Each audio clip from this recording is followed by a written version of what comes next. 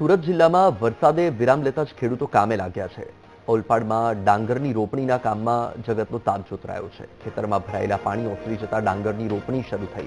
ડાંગરના ધરુ લાવીને ખેતરમાં રોપણી કરાઈ રહી છે। 2 દિવસ અનરાધાર વરસાદ આવતા ખેતર બેટમાં ફેરવાઈ ગયા હતા। 24 કલાકથી મેઘરાજાએ વિરામ લેતા હવે ખેડૂતોએ રાહતનો શ્વાસ લીધો છે।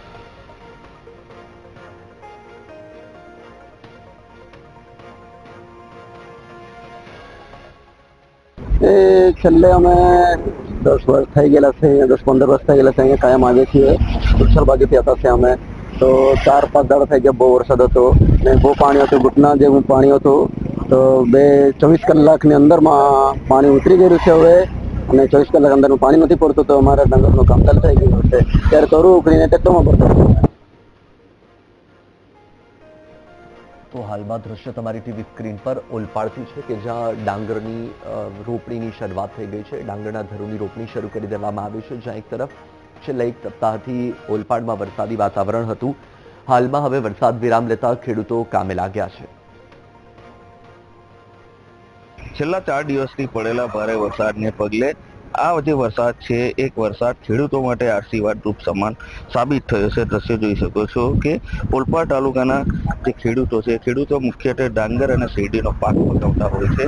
ત્યારે ભારે વરસાદ વરસતા જે ખેતરોમાં પાણી ભરાયા હતા, જેને કારણે જે ખેડૂતોનું જે તરુ છે, ડાંગરનું તરુ છે, એ તરુને હવે અહીંથી તૈયાર થઈ ગયું છે અને બીજા ખેતરમાં રોપવાની કામગીરી હાથ ધરવામાં આવી છે। મહત્વનું છે કે ઓલપાડ તાલુકાના ખેડૂતો જે શેરડી અને ડાંગરનો પાક મહત્તમ પકવતા હોય છે। પહેલા શેરડી પકવતા હતા, પરંતુ હવે જે ખેડૂતો છે ડાંગર તરફ પડ્યા છે। ત્યારે ઓલપાડ તાલુકામાં મહત્તમ પાક ડાંગરનો ખેડૂતો કરતા હોય છે। ત્યારે આ જે ડાંગરનો પાક છે એ તરુ જે તૈયાર થઈ ગયું છે તેને હવે અન્ય ખેતરોમાં લઈ જવા માટેની ખેડૂતો જરૂરત તજવીજ હાથ ધરવામાં આવી છે। અને આ જે વરસાદ છે, આ વરસાદ ખેડૂતો માટે આશીર્વાદ રૂપ સામાન સાબિત થયો છે। ત્યારે હાલ તો ખેડૂતો ઓલપાડ તાલુકાના ખેડૂતોમાં પણ ખુશી જોવા મળી છે અને મહત્તમ જે ખેડૂતો છે, ખેડૂતો ખેતીના પાકના વાવણીમાં જોડાયા છે। કેમેરામેન નાજીમ સાથે નિર્મલ પટેલ, વીટીવી ન્યૂઝ, ઓલપાડ, સુરત।